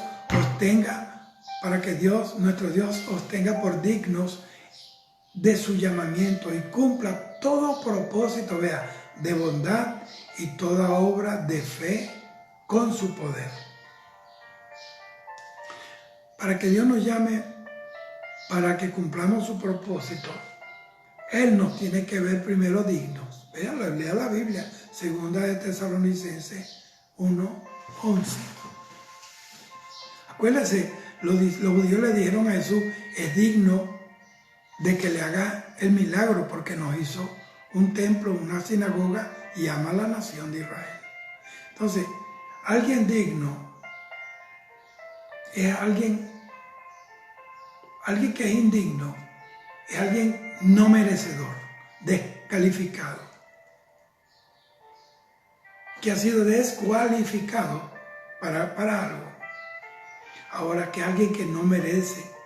Entonces, ¿cómo se comportaría si se le está hablando de propósito, una persona indigna no atiende. ¿Por qué? Porque como Esaú era indigno, no atendió, ni entendió, ni amó el propósito por la cual había nacido. Alabado sea el Señor. Cuando una persona es indigno, es desinteresado por la obra de Dios, no considera que la obra de Dios merece todo, merece cualquier esfuerzo, limitaciones, como dijo Pablo, los que corren en los estadios donde todos se obtienen por una corona corruptible, cuanto más nosotros que corremos por una incorruptible. Entonces, cuando una persona es indigna, es decir, se desinteresa y no tiene tiempo nunca para Dios. Bendito sea el Señor. Entonces, Dios tiene un camino con una meta, que es volver de nuevo a la casa del Padre, como pasó con el Hijo pródigo. La meta de ese padre era ir. Él estaba ahí por algo. Él no estaba ahí porque no tenía que hacer. Él estaba porque había un propósito. Sabemos que los sucesos del pródigo lo va a traer a los sucesos lo va a meter en el proceso, y el proceso lo va a devolver a la casa del Padre. Hay gente que Dios tendrá que procesarlo para volverlos a casa. Hay mucha gente que tiene que procesarlo Dios con algo en esta tierra, con cualquier enfermedad, y hasta se van de esta tierra para poderlo llevar al cielo. Bendito sea el Señor. Entonces, no abortes el propósito, no lo abandones. Hay muchas maneras de abortar el propósito. Bendito sea el Señor. Jeremías 33:3 dice: clama a mí, yo te responderé y te enseñaré cosas grandes y ocultas que tú no conoces. Una de las cosas grandes es el propósito de Dios, y está oculta al hombre que no ha conocido a Dios. Pero cuando tú entras aquí, ya Dios te llama, te agarra, como hizo con los hermanos de José. José lo metió en el palacio y allí se reveló a ellos. Ese es el propósito. Cuando ya tú entras en el propósito, ya tú dejas de ser un extranjero, ahora te metes en el palacio, estás dentro de la casa de Dios y Él se revela a ti. Alabado sea el Señor. Necesitas 3 cosas para cumplir el propósito de Dios.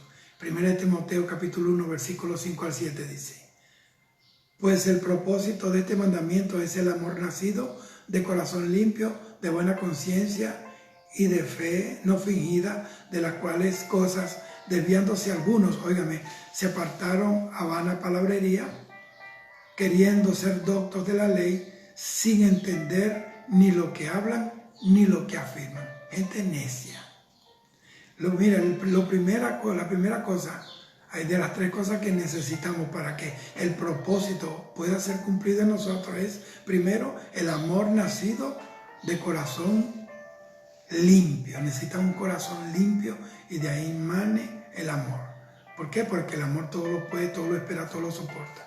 El amor es un equipamiento para el propósito. Sin amor usted nunca va a valorar el propósito. Sin amor usted no va a llegar lejos. Lo primero que tenemos dentro del propósito, en la valija del propósito, tiene que ser el amor.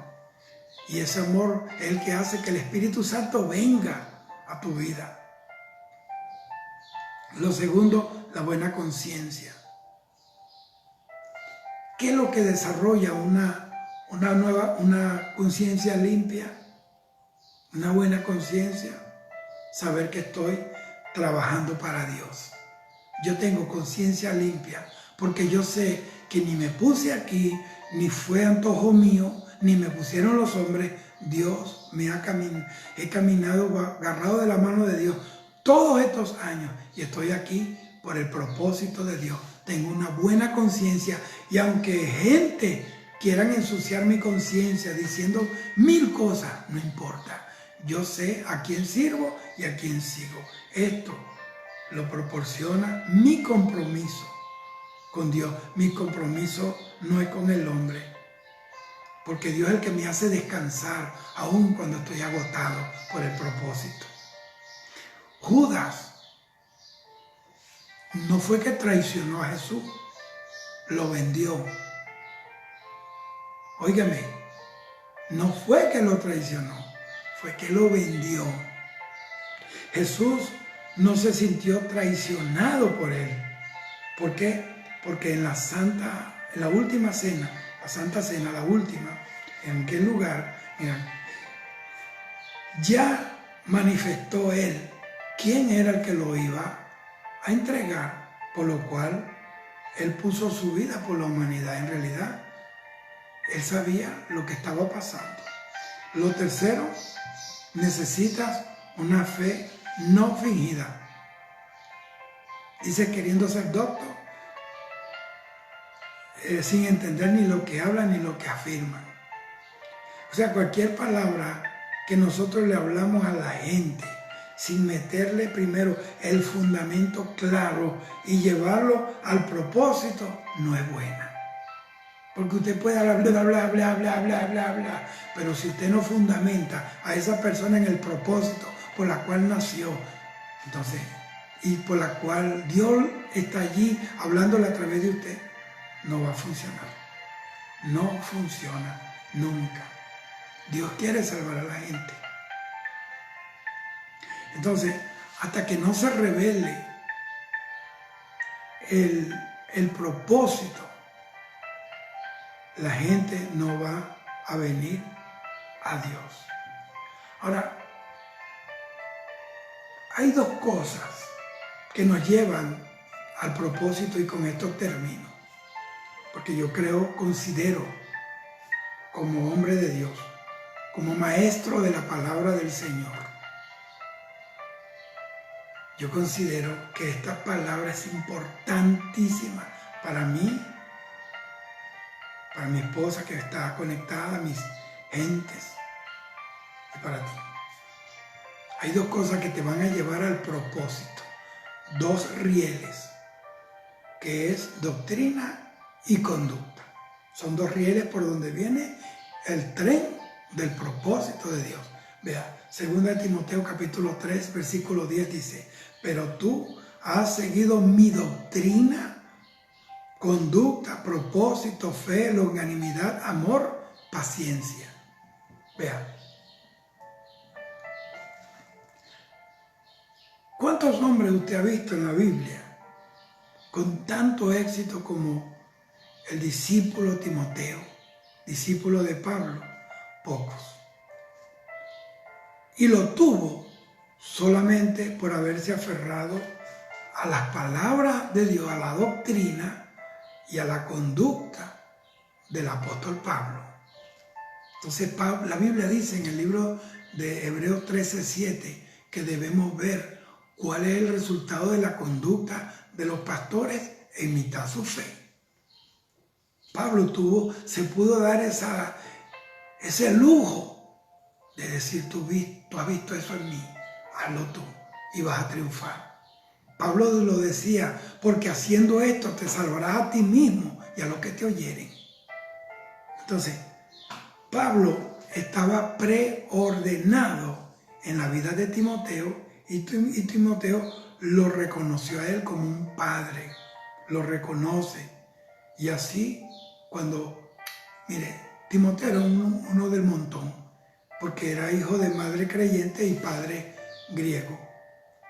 Y él dice, y él lo tomó, lo prohijó, lo adoptó, lo doctrinó, lo enseñó y le dio un destino universal. Y hoy nos gozamos con 1 y 2 de Timoteo. Eso lo hace un hombre que tiene propósito. El propósito de Pablo era transmitir el mensaje que recibió en el tercer cielo, palabras inefables, pero hubo como un regulador de ese voltaje divino para poder transmitir esa palabra terrible al hombre y que el hombre pudiera entender. Primera de Juan, capítulo 3, versículo 8 dice, el que practica el pecado es del diablo, porque el diablo ha pecado desde el principio. El Hijo de Dios se manifestó con este propósito para destruir las obras del diablo. Vea, el pecado no fue algo que está haciendo la vieja de la esquina o el tipo de allá. El pecado es una obra diabólica que comenzó desde el principio. La obra más grande en las altas esferas que el diablo quiere llevar a cabo en la humanidad es que pierdan el propósito. ¿Por qué? Porque Dios levantó a la iglesia para que la gente procure y entienda y viva el propósito. Y esto no se está llevando a cabo hoy, porque hay gente, iglesia paralizada, estacionada, perdieron el amor, perdieron el corazón puro. Ahora hay mucha gente que no tienen limpia conciencia. Entonces, el problema es que la iglesia no entiende hoy cuál es su función en la tierra. La iglesia, la función de la tierra no es cantar corito y tener una corneta ahí y un micrófono y decir cosas, que eso es parte, pero eso no es el propósito. Es impactar el mundo con el poder, o sea, la palabra, pero con una palabra poderosa, poder de la palabra poderosa. ¿Dónde está? La predicación es encendida por el fuego del Espíritu Santo. Cuando hay congregaciones que ni ayuno hacen, bendito sea el Señor. Entonces el problema no es el diablo, sino que la iglesia no ha entendido el papel preponderante de ella en contra de Satanás, del diablo, del pecado y del mundo.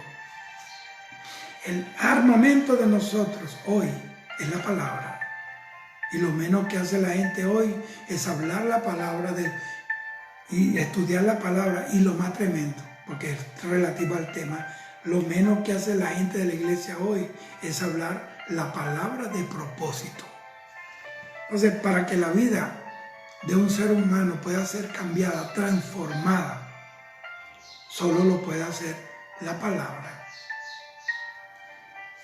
Alabado sea el Señor. Y después que esa palabra entra, transforma, tiene que entender el propósito. Ahora sé para qué me llamaste. Entonces, ¿qué va a pasar? La gente está lánguida, está flácida, está muy gris, pero cuando el propósito llega, entendemos el propósito nos devuelve el sentido de la vida. El sentido de la vida.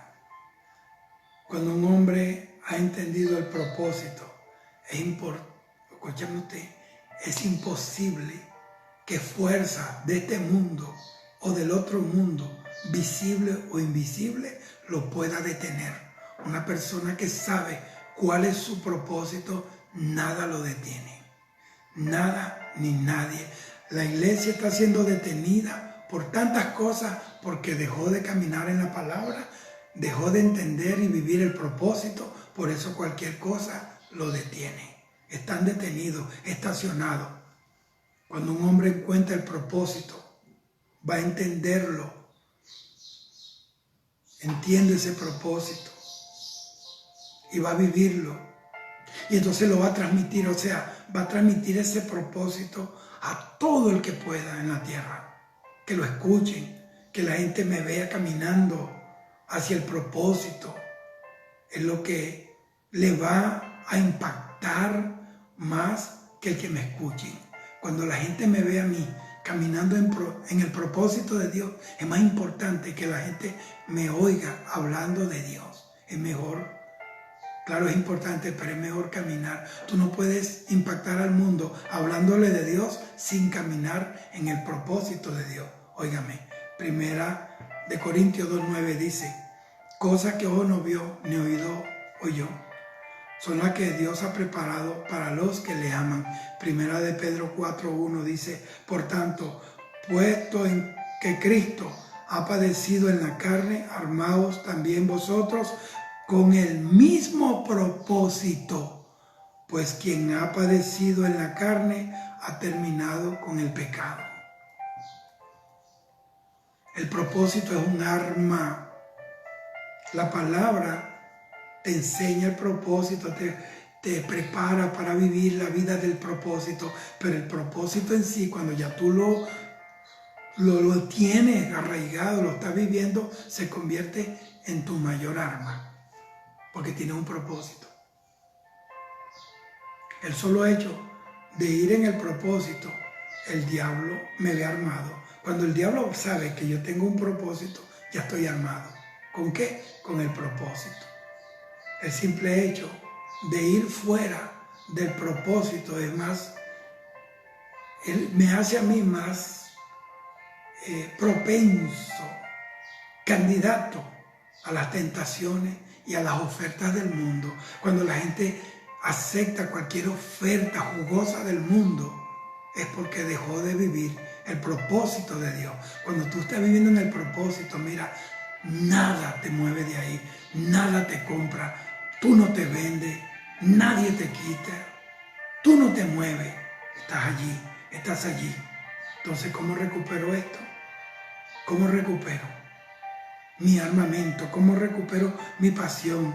Hay gente a la que el diablo le ha perdido el respeto. Hay gente que Satanás no lo respeta. Reciben algo muy pequeñito y el diablo se lo quita. ¿Sabe por qué? Porque no lo respeta. ¿Y cómo recupero eso? Básico, en el propósito. ¿Por qué Cristo murió en la cruz? ¿En quién estaba él pensando cuando aguantó 39 latigazos? ¿En qué crees tú que estaba pensando Jesús?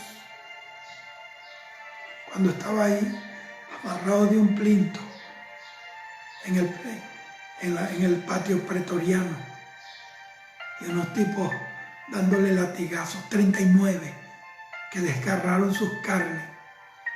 ¿En qué crees tú que pensaba el Señor? Cuando soportó aquellos latigazos, vale la pena soportar lo que sea por llevar el propósito. El que abandona esta batalla, el que abandona la sana doctrina, la abandonó, es porque nunca entendió el propósito ni vivió en él. ¿En quién estaba pensando Jesús? En nosotros, en ti y en mí, cada uno de nosotros, en sus tormentos. Cada latigazo, cada clavo, cada espina que atravesó su cráneo, Él estaba pensando en nosotros. Él nos estaba allanando el camino con su sangre, con su sufrimiento, para que nosotros retornáramos a la casa del Padre.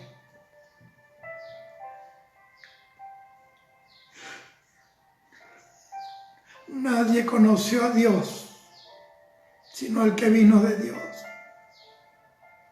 Él nos estaba quitando las piedras del camino, allanándonos, pasando ese payloder de su amor, haciéndonos un camino a la casa del Padre, a las puertas de la Sión celestial. Él aguantó porque había un propósito.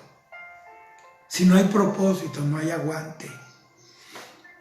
Santiago 4, 2 y 3 dice: codiciáis y no tenéis, por eso cometéis homicidios, sois envidiosos y no podéis obtener, por eso combatís y hacéis guerra, no tenéis porque no pedís, pedís y no recibís porque pedís mal, con malos propósitos originalmente, para gastarlo en vuestros placeres y deleites. ¿Qué es lo que para Dios representa un mal propósito o un propósito malo? ¿Qué representa un mal propósito para Dios? Algo que se pide o se busca para gastarlo en nuestros placeres. Un viaje de vacaciones, un viaje de placer, no es un pecado, pero hay un orden de prioridades. Si usted está pidiendo para un viaje de placer, ni siquiera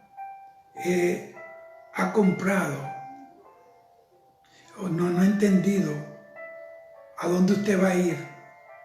Usted compró un paquete turístico para tal parte y no tiene información de hacia dónde vas. No hay propósito, es un viaje vano. Cuando hay propósito, nada te distrae.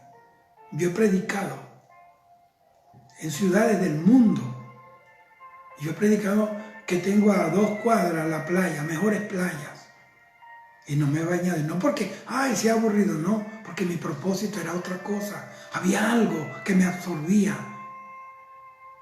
Y un solo día estuve en un lugar, en Santa Marta, Colombia, predicando. Y tenía la playa de Rodadero como a 100 metros. Y todos los días, y estuvimos como 15 días.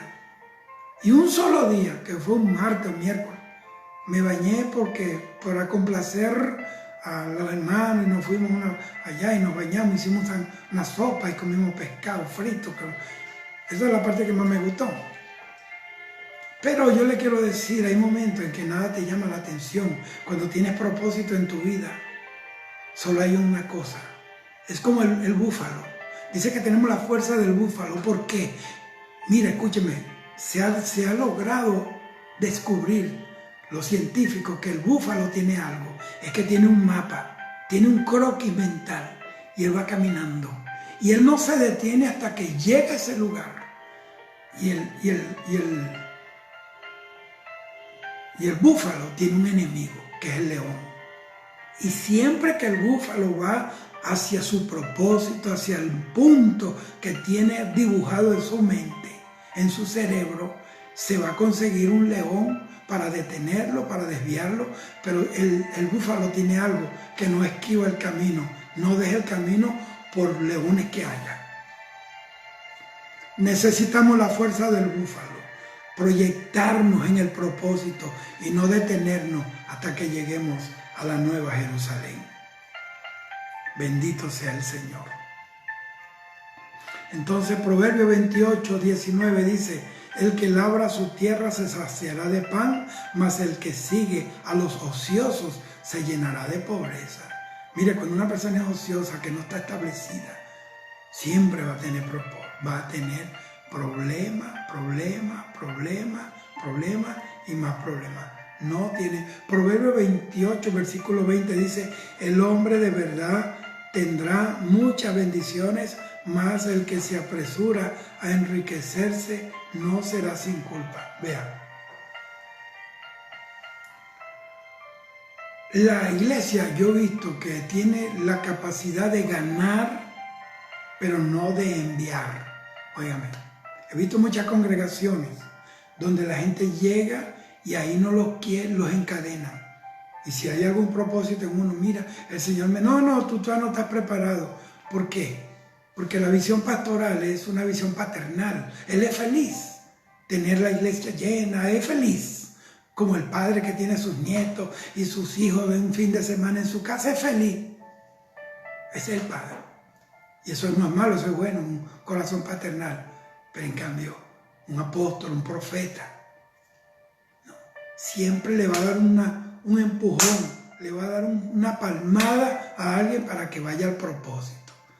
Tu destino no es estar aquí estancado, enclaustrado.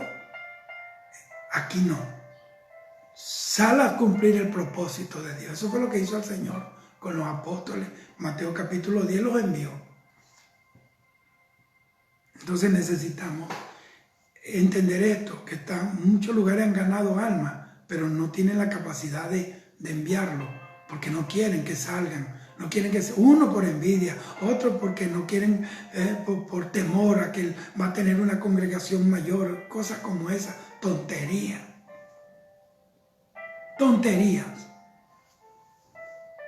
Entonces, se aborta esa función de enviar, porque la única iglesia que envía en este tiempo es la iglesia que tiene propósito.